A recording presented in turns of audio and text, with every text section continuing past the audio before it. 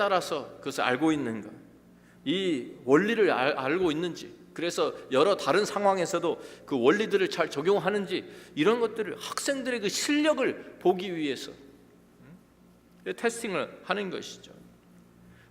선생님 스스로는, 교수들은 내가 지금 가르치고 있는 방법이 효과적인가, 이것을 우리가 어떻게 가르쳐야 더 학습 효과가 클까, 이런 것도 다 그것을 통해서 보게 되는 것입니다. 하나님께서 우리에게 시험을 주시는 이유도 마찬가지입니다. 우리가 영적으로 더 성숙해지는 것을 도우시기 위해서, 우리가 얼마나 하나님을 제대로 알고 있는지, 우리 영적인 상태가 어떤지 우리 스스로 깨달을 수 있도록 하시기 위해서 하나님께서 우리에게 이러한 시험을 허락하실 때가 있습니다. 아브라함도 예외가 아니었습니다. 하나님의 부르심을 받아서 하나님과 동행하는 삶을 살기 시작하면서 하나님께서는 그냥 순탄하게 인도하신 것이 아니에요. 여러 가지 시험을 그가 이미 거쳤습니다. 어떤 시험은 실패한 시험도 있고 어떠한 것은 통과한 것도 있습니다. 그런데 그 시험 하나를 거칠 때마다 그것을 통해서 하나님이 어떠한 분이신지를 그가 더 자세히 알게 되었고, 하나님을 그래서 더 신뢰할 수 있었고, 그 하나님과 동행할 수 있었던 것입니다. 학교에서는 우리 지식만을 검증하고 테스팅을 하지만 우리의 삶에서 당하는 시험은 내가 어떠한 사람인지 그것이 드러나게 됩니다. 또한 내가 어떠한 것을 믿고 있는지, 무엇을 믿고 있는지, 정말 이런 것이 드러나는 거예요. 아브라함이 받은 시험들 가운데서 가장 어려운 것이 오늘 본문에 나오는 이 시험이었을 것입니다. 시험 문제는 사실 간단하죠.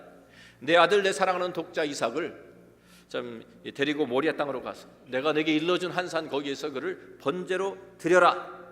간단한 시험이지만 너무나도 엄청나게 어려운 시험입니다. 부모에게 아들을 바치라는 것, 부모의 생명을 바치라는 것보다 더 어려운 일입니다. 부모님들한테 아들 대신, 자식 대신 죽을 수 있습니까? 그러면 아마 부모님들이, 거의 모든 부모님들이 대신 죽겠다고 나설 거예요. 저도 제 아들 내놓으라 그러면은 하나님한테 차라리 제 목숨 가져가시죠, 그럴 것 같습니다. 그게 부모의 심정인 거예요. 그런데 그 내 아들, 내 자식 내놔라, 이거잖아요. 옛날에 이런 이야기가 있어요. 5명의 아들을 가진 아버지가 하나 있었는데 피를 나눈 형제 이상으로 가까운 그러한 친구가 하나 있었어요. 근데 이 친구는 아들이 하나도 없어요. 그러니까 이 친구가 만날 때마다 너무 부러워하는 거예요. 야, 나는 아들이 하나도 없는데 너는 아들이 5이나 되고. 그러다가 하루는 아주 진지하게 물어봅니다. 넌 아들이 5이나 되는데 나한테 하나 보낼 수 없냐? 그러니까 이 너무 친한 친구가 부탁을 하니까, 그것도 진지하게 부탁을 하니까 좀 그래, 나는 아들이 5이나 있는데 아들 하나 주는 것도 뭐 어렵지 않겠다. 또 그때 먹고 살기가 다 어려운 때였으니까 그러면 그 하나를 보내면 그 애는 잘 키워줄 거고 고생 안 할 거고, 우리도 한 입 더니까 우리도 좀 숨통이 트일 것 같고, 그래서 엉겁결에 그냥 허락을 해버렸어요. 그래, 그러지 뭐, 하나 보내줄게. 그리고 집에 돌아와서 이제 누구를 보내야 되나 고민이 시작됩니다. 첫째 아들을 보니까 장남이잖아요. 대를 이어가야 되는데, 우리 집안은 대를 이어가야 되는데 장남은 어떻게 보내? 장남은 제외시켜놓고. 둘째를 딱 보니까 둘째는 정말 머리가 똑똑하네. 이 아이가 분명히 우리 가문을 일으키려 했는데 얘를 보낼 수는 없지. 걔도 또 제외시켰어. 세 번째 아이를 보니까 얘는 몸이 항상 약해. 그래서 골골하네. 이 아이를 보내놓고 나면 우리 마음에 그 애를 걱정하는 마음이 있어서 우리가 마음이 편할 것 같지가 않아. 얘는 데리고 살아야지. 네 번째 보니까 얼굴이 너무 잘생겼어. 이쁜 애를 어떻게 보내? 못 보내겠어. 다섯째는 막내잖아요. 내리사랑이라고. 막내를 띄워놓고 어떻게 살아? 막내하고 떨어져서 못 살지. 아무도 보낼 수가 없는, 이게 부모의 심정이잖아요. 아무도. 그런데 지금 하나님께서 이삭을 바치라고 하셨어요. 여러 아들 중에 아무나 하나 골라서 바치라는 말씀이 아닙니다. 이삭, 내 사랑하는 아들, 그냥 아들도 아니라 독자. 그런데 여기 독자라는 말이 우리가 그 의미를 잘 생각하셔야 돼요. 왜냐하면 독자는 사실 아니에요. 또 아들이 또 하나 있죠. 누가 있습니까? 이스마엘이 있습니다. 하나님께서 그냥 너 아들 중에 하나 바쳐 그랬으면은 누구를 바쳤을까요? 이스마엘 바쳤을 거예요 아마. 그러니까 하나님 그냥 그럼 이스마엘 가져가십시오 하고 타협을 할 수 있었을 거예요. 그런데 하나님께서 아니야, 이스마엘 아니다, 이삭이어야만 된다 라고 딱 집어서 말씀하신 것입니다. 내 사랑하는 독자라고 했는데 이 독자라는 단어는 외아들이라는 말이 아닙니다. 이스마엘이 있는데 독자라고 할 수는 없죠. 아브라함과 사라 사이에는 독자지만 아브라함에게는 지금 두 아들이 있잖아요. 여기 독자라는 그 뜻을, 그 원어의 뜻을 영어로 하면은 unique son, only son이 아니라 unique son이라는 뜻이에요. unique, 아주 특별한 아들이다. 그냥 보통 아들이 아니라 아주 특별한 아들, 바꿀 수 없는 아들. 이삭이 왜 특별한 아들입니까? 특별한 아들인 이유가 있죠. 아브라함이 100세 때 얻은 아들이에요. 사라가 90세가 되어서 낳은, 기적적으로 얻은 아들이에요. 하나님의 능력으로 낳은 아들입니다. 그냥 보통 아들이 아닙니다. 하나님의 언약을 이어갈 약속의 아들입니다. 다른 아들과 바꿀 수 없는 아들이에요. 이 아들이 없으면 그 하나님 약속도 이루어지지 않아요. 그런데 바로 그 아들, 하나님께서 약속해 주시고 하나님께서 허락하신 그 아들을 내어놓으라고 하나님이 요구하시는 거예요. 다른 집에 보내라고 한 것도 아니고 죽여서 바치라고 한 거예요. 번제로 드려라. 밖에 나가 사고를 당하든지 남의 손에 죽는 것도 견디기 어려울 텐데 아브라함이 자기 손으로 사랑 아들을 직접 죽여서 각을 떠서 불로 태워서 번제로 드려라. 이 얼마나 끔찍한 명령입니까? 생각해 보시면 상상할 수 없는 명령을 하나님께서 하신 것입니다. 자, 이런 하나님 음성을 들었을 때 아브라함의 믿음이 큰 도전을 받을 수밖에 없었습니다. 자기의 믿음이 흔들리는 경험을 하였을 것입니다. 왜? 내가 여태까지 알고 있던 하나님 정말 맞나? 내가 여태까지 믿고 따르던 그 하나님이신가? 동일한 하나님이신가? 어떻게 하나님께 약속으로 주신 아들 번제로 또 드리라고 하시는 거야? 모순이잖아요. 모순. 내가 섬기는 하나님이 또 이렇게 잔인한 분이셨나? 사랑의 하나님인 줄 알았는데 이런 의문점이 들지, 생각이, 질문이 생기지 않았겠어요? 이방인들은 우상에게 이런 방법으로 아이들을 바치는 것 아브라함도 알고 있어요. 그런데 내가 섬기는 하나님은 다를 줄 알았는데 내가 섬기는 하나님도 이방 신들과 다를 바가 없네. 이런 생각이 왜 안 들었겠습니까? 하나님이 자비로우시고 사랑이신 하나님인 줄 알고 있었는데 어떻게 이런 명령을 나에게 하실 수 있는 거야? 그러면 또 하나님의 약속은 어떻게 되는 거야? 하나님이 분명히 약속하셨잖아요. 내가 너를 큰 민족을 이루고 내게 복을 주어 내 이름을 창대하게 하리니 너는 복이 될지라. 너를 축복하는 자에게는 내가 복을 내리고 너를 저주하는 자에게는 내가 저주하리니 땅의 모든 족속이 너를 인하여 복을 얻을 것이니. 그런데 이삭을 바치게 되면 그 하나님의 약속은 어떻게 되는 거예요? 하나님은 그 약속을 해주시고 또 이제 그 약속을 헌신짝처럼 내버리시는 분이신가요? 이런 여러 가지 생각들이 아브라함의 그 마음속에서 소용돌이치고 있었을 것입니다. 그런데 아브라함은 그동안 하나님과 동행하면서 하나님이 진정 어떠한 분이신지를 그가 알고 있었습니다. 그래서 그가 알고 있는 하나님에 대해서 자기 나름대로 생각을 정리해 보기 시작합니다. 그리고 그가 내린 결론이 이것입니다. 첫 번째, 내가 알고 있는 하나님은 결코 거짓말하시는 분이 아니시다. 갈대아 우르에 있을 때 나를 불러내셨고 시간은 오래 지났지만 결국 하나님께서 내가 기다린 그 후에 하나님께 나에게 그 아들, 약속하신 아들 주시고 약속을 이루어 주신 하나님이시다. 그러니까 천지가 없어져도 하나님의 약속은 절대로 변하지가 않는다. 이것을 그가 알고 있었어요. 또한 그는 하나님이 전능하신 하나님인 것을 그가 알고 있었어요. 그러니까 체험적으로 알고 있잖아요. 모든 천지 만물을 하나님이 창조하셨고 또 다스리신 분을 아브라함이 알고 있었을 뿐만 아니라 하나님은 불가능이 없으신 분이에요.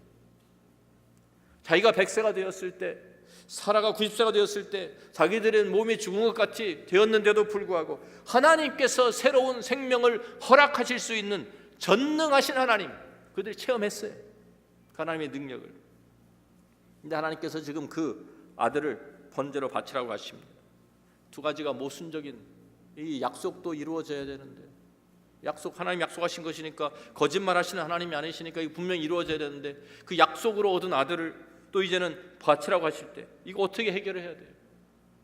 오늘 히브리서 11장에 우리가 읽은 말씀 가운데 창세기에는 나와 있지 않은 아브라함의 그 마음, 그 생각이 담겨 있어요.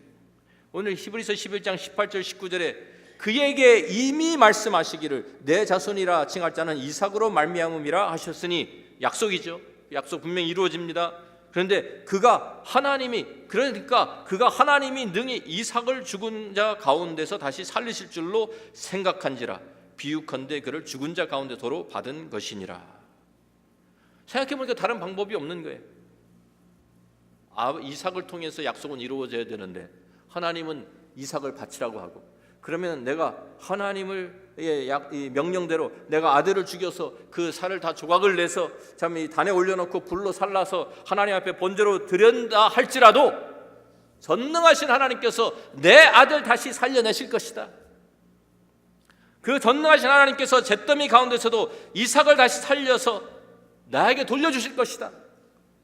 그래서 그 이삭을 통해서 하나님이 약속하신 그 약속들이 이루어질 것이다. 이렇게 믿은 거예요, 아브라함이. 그렇게. 창세기 22장에 우리가 이 본문 말씀을 통해서 창세기 22장에 돌아가서 다시 우리가 조명해 보면 이 아브라함의 생각을 엿볼 수 있는 근거들이 있어요. 히브리서 기자가 이렇게 말할 수 있는 근거가 있어요. 그가 이런 하나님의 명령을 들었을 때 이런 결론을 내렸기 때문에, 하나님에 대한, 우리가 창세기 22장에 보면 그가 지체하지 않습니다. 고민하지 않습니다. 오랫동안 막 일주일, 2주일 시간을 끌면서 고민하지 않아요. 어떻게 할까? 창세기 22장 3절 말씀 보면 아브라함이 아침에 일찍 일어나 나귀의 안장을 지우고 두 종과 그의 아들 이삭을 데리고 번제에 쓸 나무를 쪼개어 가지고 떠나 하나님이 자기에게 일러주신 곳으로 가더니. 근데 여기에 하나 빠진 것이 있죠. 사라에게 내가 이삭 데리고 가서 번제를 드리고 돌아올게, 이런 얘기 하나도 없었어요. 만약 얘기했으면 어떻게 됐을까요? 못 갑니다. 사라가 보내겠어요? 절대로 안 보내지. 근데 사라한테 말을 안 하고 속이고 가는 건가요 지금? 그게 아니고요, 아들을 다시 데리고 돌아올 줄로 믿었기 때문에 말할 필요가 없었던 거예요. 말할 필요가, 이게 마지막이라고 생각했다면 어머니와 아들 나중에 무슨 원망을 들으려고 미리 그래도 작별 인사라도 하게 해야 되는 거잖아요. 그런데 그럴 필요가 없었다는 거예요. 왜? 아브라함이 믿음 가운데 하나님께서 이 아들 다시 살려주신다, 내가 다시 데리고 돌아올 것이다, 믿은 거예요. 3일 만에 그 도착합니다. 그런데 창세기 22장 5절을 보면 이에 아브라함이 종들에게 이르되 너희는 여기에서 기다리라, 내가 아이와 함께 저기 가서 예배하고 우리가 너희에게로 돌아오리라. 잘 보십시오. 우리가 너희에게로 돌아오리라. 지금 아브라함 알잖아요. 가서 왜 가는 거예요? 거기에 이 종들 놔두고 가서 번제 드리러 가는 거예요. 이삭을 번제로 드리려고. 그런데 가서 예배하고 우리가 둘이 같이, 아브라함과 이삭이 우리가 너희에게로 돌아오리라. 종들 2명을 데리고 왔는데 하나님이 주신 그 명령을 아브라함이 순종하기를 원하지 않았다고 하면 얼마든지 거리를 만들 수가 있어요. 지금 종들을 그냥 계속 데리고 가면 돼. 그래서 아브라함이 이삭을 결박해가지고 막 죽이려고 하면 종들이 옆에서 그냥 가만히 보고 있었겠어요? 아니, 아브라함 노망 났습니까? 정신이 나갔습니까? 지금 미쳤습니까? 말렸을 거 아니에요. 그러면은 하나님한테, 하나님 내가 순종하려고 했는데요, 이 사람들 때문에 내가 못하겠어요, 핑계 댈 수 있잖아요. 그래서 일부러 놓고 간 거예요. 종들 둘, 여기 있어라 너희들은, 내가 갔다 올게. 아이와 함께 저기 가서 예배하고 우리가 너희에게로 돌아올, 믿은 거예요. 종들을 떼어놓기 위해서 거짓말한 것도 아니에요. 번제로 드린 후에 하나님이 다시 그를 살려주실 것을 믿으니까 지체하지도 않고 가서, 얼마나 참 다급했으면 너무 그냥 거침이 없으니까 막 절박해 놓고 죽이려고 하니까 성경 창세기 22장에 보면 하나님이 천사를 통해서 부르시는데 다급해가지고 아브라함아 아브라함아 두 번씩이나 불러요. 멈추게 합니다. 로마서 4장 17절 말씀 보면 이런 말씀이 있습니다. 같이 한번 읽습니다. 기록된 바 내가 너를 많은 민족의 조상으로 세웠다 하심과 같으니 그가 믿은 바 하나님은 죽은 자를 살리시며 없는 것을 있는 것으로 부르시는 이시니라. 이 부활의 하나님을 아브라함이 믿은 것입니다. 그래서 그거를 우리가 믿음의 조상이라고 우리가 부릅니다. 아브라함은 주전 2000년경에 살았던 사람입니다. 예수님의 죽으심과 부활에 대한 그러한 선지자들의 기록이 하나도 기록되기 전에, 성경이 없었잖아요 그때. 그런데 그 아무것도 기록되기도 전에 어떤 사람이 참 죽었다가 다시 살아났다 그런 예도 한 번도 기록되기 전에, 엘리야나 엘리사 이런 기사들 전에 아브라함은 이미 부활신앙을 가지고 살았던 사람입니다. 그래서 그가 믿음의 조상인 거예요. 우리가 이 부활신앙을, 우리가 그 부활신앙을 이어받았다고 하면, 우리가 참 이 부활신앙을 가지고 산다고 하면 사실 우리의 삶 가운데 문제가 될 일이 별로 없습니다.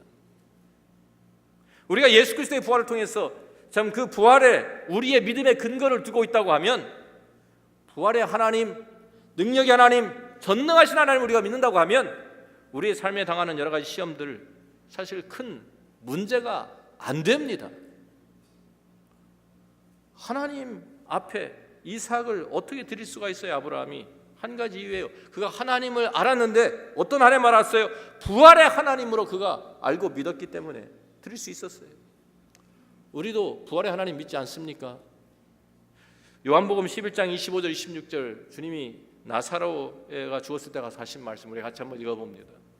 예수께서 이르시되 나는 부활이요 생명이니 나를 믿는 자는 죽어도 살겠고 무릇 살아서 나를 믿는 자는 영원히 죽지 아니하리니 이것을 내가 믿느냐? 믿습니까? 부활의 하나님 우리가 믿습니까? 부활의 하나님을 믿는 우리들은 절대로 낙심할 필요가 없는 거예요. 부활을 믿는 사람들은 절대로 무너지지도 않습니다. 우리가 실패를 경험합니다. 그렇지만 그것 때문에 쓰러지지 않습니다. 다시 일어납니다. 우리의 삶의 여러 가지 시련과 도전 극복하는 그 믿음이 바로 이 부활의 믿음인 것입니다. 내가 죽었다가 예수님께서 다시 이 땅에 오실 때 나도 다시 살아난다, 그러한 믿음만을 이야기하는 것이 아니에요. 지금 우리의 삶 속에, 현재의 삶 가운데서 이 부활의 신앙이 우리의 모든 어려움을 이길 수 있는 힘과 능력을 우리에게 부여해 준다는 말씀이에요. 로마서 8장 11절 말씀을 보면 뭐라고 말씀합니까? 같이 읽습니다.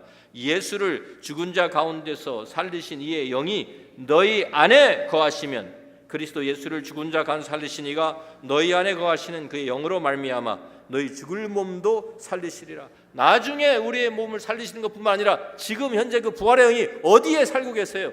내 안에.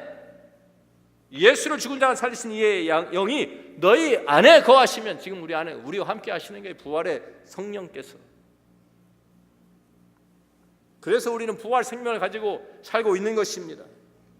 그렇기 때문에 우리는 사도 바울과 같이 로마서 8장 35절 37절에 있는 말씀처럼 우리는 이렇게 외칠 수 있습니다. 같이 읽습니다. 누가 우리를 그리스도의 사랑에서 끊으리요? 환난이나 곤고나 박해나 기근이나 적신이나 위험이나 칼이랴. 기록된 바 우리가 종일 주를 위하여 죽임을 당하게 되며 도살당할 양같이 여김을 받았나이다 함과 같으니라.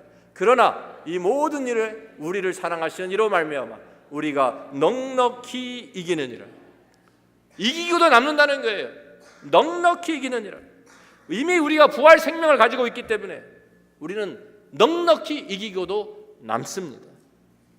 고린도전서 15장 55절 58절에도 또 이렇게 우리에게 말씀합니다. 사망아 너희 승리가 어디 있느냐? 사망아 내가 쏘는 것이 어디 있느냐? 사망이 쏘는 것은 죄요 죄의 권능은 율법이라. 우리 주 예수 그리스도로 말미암아 우리에게 승리를 주신 하나님께 감사하노니 그러므로 내 사랑하는 형제들아, 견실하며 흔들리지 말고 항상 주의 일에 더욱 힘쓰는 자들이 되라. 이는 너희 수고가 주 안에서 헛되지 않은 줄 알미라.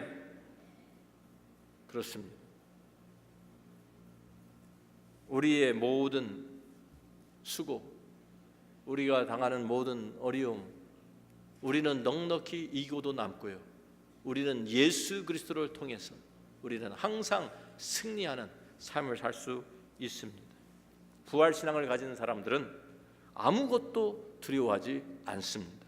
실패에도 두려워하지 않습니다. 우리가 좀 배짱이 있어야 돼요. 배짱이. 아니, 생각해 보십시오. 우리가 이 세상을 살아가는데 아무리 힘들고 어려운 일을 당한다 할지라도 죽기밖에 더 하겠어요? 죽기밖에 더 하겠냐고요.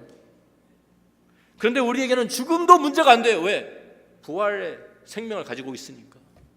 죽어도 다시 사니까. 주님이 약속하셨잖아요. 살아서 나를 믿는 자는 영원히 죽지 아니하리라. 제가 대학교 다닐 때 집회를 인도하러 오신 목사님 한 분이 계셨는데, 우리에게 이 믿음을, 부활 신앙을 우리에게 설명해 주시면서 이런 말씀을 했어요. 살면 좋고 죽으면 더 좋고. 한번 따라해 보십시오. 살면 좋고 죽으면 더 좋고. 믿어지십니까? 이게 부활 신앙인 거예요. 살아도 오케이, 좋아요. 살면 뭐 하나님의 뜻 행하면서 살면 되니까. 그런데 우리가 죽는다고 해도 그러면 더 좋고. 이게 믿어지셔야 돼요.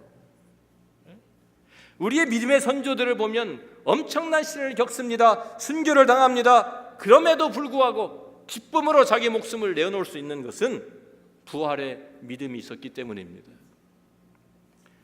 우리는 세상을 살아가면서 어려운 일을 당하지만 우리는 시편 기자와 함께 우리가 당당하게 외칠 수 있어야 돼요. 시편 56편 4절 말씀을 같이 한번 읽습니다. 내가 하나님을 의지하고 그 말씀을 찬송하올지라. 내가 하나님을 의지하였은즉 두려워하지 아니하리니 혈육을 가진 사람이 내게 어찌하리까? 사람이 내게 어찌하리까? 감히 내가 부활의 생명, 하나님의 부활의 생명을 내가 가지고 사는 사람인데, 이런 당당함이, 이런 믿음이 우리에게 있어야 합니다. 지금 당하는 어려운 고난, 사실 영원한 관점에서 보면 아무것도 아닙니다. 우리가 좀 돈이 없어서 고생하는 것, 뭐 그게 큰일입니까? 무슨 대수입니까? 내가 좀 몸이 아파서 힘든 것, 영원한 관점에서 보면 잠깐 다 지나가는 거예요. 잠깐.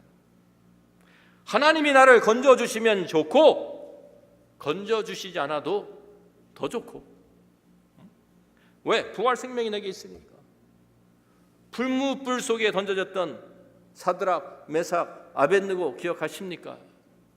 느부갓네살 왕 앞에서 뭐라고 그들이 외칩니까? 하나님께서 우리를 능히 건져주시겠지만 그렇게 하지 아니하실지라도 살면 좋고 죽으면 더 좋고. 우리에게 더 좋은 부활 생명이 있기 때문에 이 세상에서 당하는 일들은 사실 별것이 아닙니다. 내가 지금 고생하고 마음 아파하고 눈물 흘리는 이 모든 일들, 주님 안에서 우리는 얼마든지 넉넉히 이기고도 남습니다. 주님께서는 우리가 온실에서 자라는, 보호를 받으면서 자라는 그런 꽃이 되는 것을 원치 않으십니다. 우리가 이 세상에서 비바람을 견디면서도 밖에서 잘 자라는 야생의 꽃이 되기를 원하십니다. 왜냐하면 우리 현실이 온실이 아니잖아요. 이 세상 온실이 아닙니다. 어려움이 계속 찾아옵니다. 비바람이 불어오고 풍랑이 입니다. 우리가 사는 이 세상 소꿉장난, 아이들이 소꿉장난하는 곳이 아닙니다. 아이들이 전쟁놀이 하는 것도 아니에요. 손으로 그냥 뭐 빵빵 뭐 쏘고 죽는 척하고 뭐 이런 놀이 하는 게 아니잖아요. 실제로 총탄과 폭탄이 날아다니는 곳이 전쟁터에 전쟁터. 거친 파도와 바람을 헤치고 살아가는 것이 우리의 삶입니다. 이런 현실 속에서 우리가 승리를 해야 되는데, 온실 속에 사는 것이 아닌데 승리하기 위해서 이런 현실을 우리가 참 이겨내면서 살아가기 위해서는 부활 신앙이 있어야 하는 거예요. 부활의 믿음이 있어야 이길 수 있습니다. 또 우리가 부활의 이 믿음이 있어야 우리가 하나님 앞에 우리 자신을 내어 맡기고 살 수 있습니다. 희생도 우리가 할 수 있는 것입니다. 아브라함이 자기 아들 이삭을, 가장 귀한 아들, 바꿀 수 없는 그 아들, 생명보다 귀한 아들 어떻게 하나님 앞에 내어 드립니까? 부활 신앙이 그에게 있었기 때문입니다.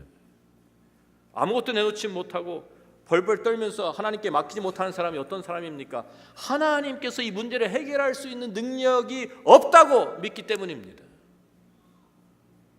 하나님이 내 문제 하나 해결하지 못하시겠습니까? 하나님이 그것도 해결하지 못하신 분이면 우리가 왜 하나님을 믿어요? 내가 지금 당하고 있는 어떤 문제보다도 하나님은 월등히 크신 분인 줄로 믿습니다. 하나님의 능력 가운데서, 하나님의 사랑 가운데서, 하나님의 그 약속을 붙들고 하나님과 동행하는 사람, 이 부활신앙을 가지고 사는 사람은 절대로 무너지지 않습니다. 넘어져도 다시 일어납니다. 새롭게 시작할 수 있는 것입니다. 페니 크로스비라는 분 우리가 알죠. 이분이 찬송가 작시를 한 8,000개 이상 하신 분입니다. 우리 찬송가에도 많이 수록이 되어 있습니다. 예수 나를 위하여 나의 갈 길 다 가도록, 이런 찬송가 지은 분이에요. 근데 이 태어나서 얼마 안 돼가지고 눈에 그 인펙션이 생겨가지고 실명을 했어요. 그러니까 평생 어두움 가운데서 살면서 얼마나 어려웠겠습니까? 그런데도 그가 찬송을, 하나님 앞에 찬송을 쓰면서 실망하지 않았습니다. 왜? 부활의 하나님, 능력의 하나님, 그가 믿고 그 하나님과 동행하였기 때문입니다. 우리 안에 예수 그리스도를 살리신 그 부활의 영이 우리 안에 거하시고 계십니다. 그렇기 때문에 우리는 어떠한 어려움도 어떠한 도전도 우리는 넉넉히 이길 수 있는 것입니다. 오늘 이 창세기 우리가 보면 창세기 22장에 특별히 하나님께서 한 곳을 지목해서 모리아 산이라는 곳에 가서 번제를 드려라고 말씀을 하셨습니다. 여기에는 이유가 있습니다. 역대하 3장 1절 말씀을 보면 솔로몬이 예루살렘 모리아 산에 여호와의 전 건축하기를 시작하니 그곳은 전에 여호와께서 그의 아버지 다윗에게 나타나신 곳이요 여부수 사람 오르날의 타작마당에 다윗이 정한 곳이라. 아브라함이 찾아갔던 그 모리아 산이 바로 예루살렘이었어요. 예루살렘 성전 자리였어요. 이 모리아 산에 예루살렘 성전이 건축된 거예요. 그런데 성전이 건축되기 오래전에 창세기 22장 아브라함 시대에 이미 하나님께서 계획을 가지고 계셨어요. 1000년이 지나서, 아브라함부터 1000년이 지나서 다윗 왕 때 이 장소를 다윗에게 알려주시면서 여기에다가 성전을 지어라 말씀하셨어요. 그리고 그곳에 솔로몬이 성전을 지었습니다. 그리고 다시 또 1000년이 지나서 바로 그 예루살렘에서, 바로 그 장소에서 예수님께서 고난을 당하셨어요. 이삭 대신 드려진 그 숫양과 같이 우리의 희생양이 되셔서 그 예루살렘의 십자가를 지시고 죽으셨다가 3일 만에 부활하시면서 우리의 새로운 생명, 새로운 소망, 새로운 능력을 허락해 주셨어요. 2000년 전에 아브라함 시대에 이미 하나님께서 이 모든 계획을, 우리를 구속하는 그 계획을 이미 다 가지고 계셨던 것이죠. 그래서 하나님께서 아브라함에게 이삭을 번제로 드리라. 우리가 지금 그때 당시 생각하면 이해가 안 되는 말이지만 이제는 우리가 이해할 수 있는 말이에요. 하나님께서 자기 아들을 내어놓는 그 심정을 아브라함에게 알려주기를 원하셨던 거예요.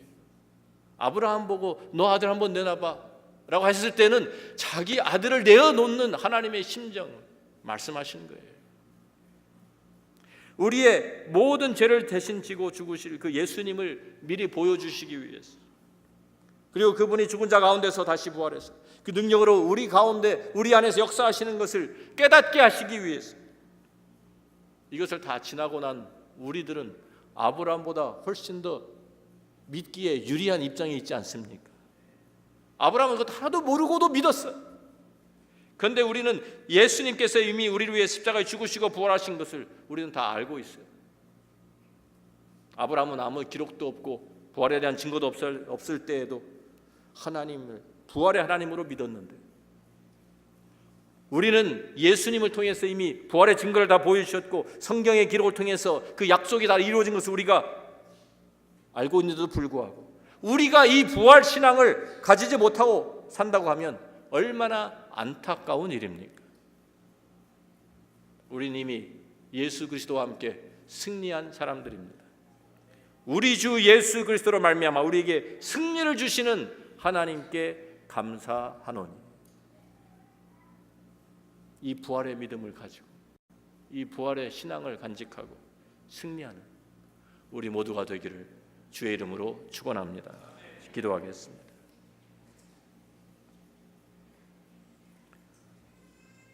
우리의 문제가 아무리 심각하고 크다고 해도 하나님께서 해결을 못하실 문제는 없습니다.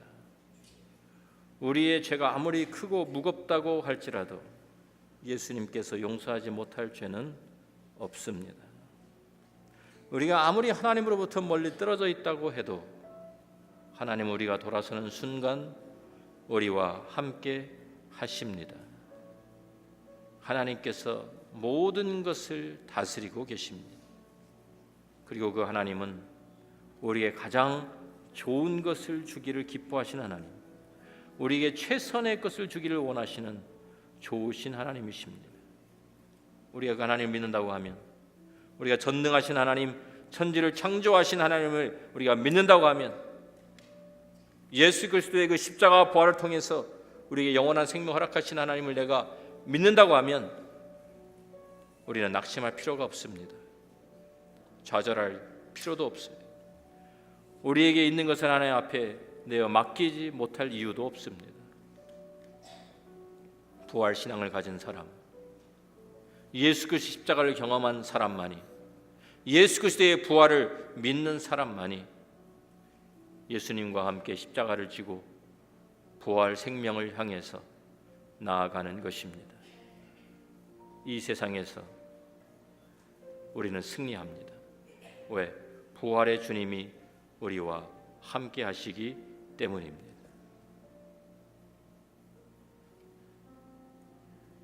주님 감사합니다. 우리에게는 능력이 없지만 주님이 우리의 인도자가 되어주시고 우리의 목자가 되어주시고 우리의 능력이 되어주시고 우리의 피난처가 되어주심을 감사합니다. 우리의 부활 생명이 되심을 감사합니다. 우리의 그 귀한 약속 허락해 주심을 감사합니다. 우리가 이 땅에 살아가면서 어떠한 고통과 시련 가운데서도 낙심하지 않게 하시고 전능하신 하나님과 함께 다시 새롭게 일어나서 부활의 신앙으로 승리하는 믿음의 용사들이 다 되게 하여 주옵소서. 예수님 존귀하신 이름으로 기도합니다. 아멘.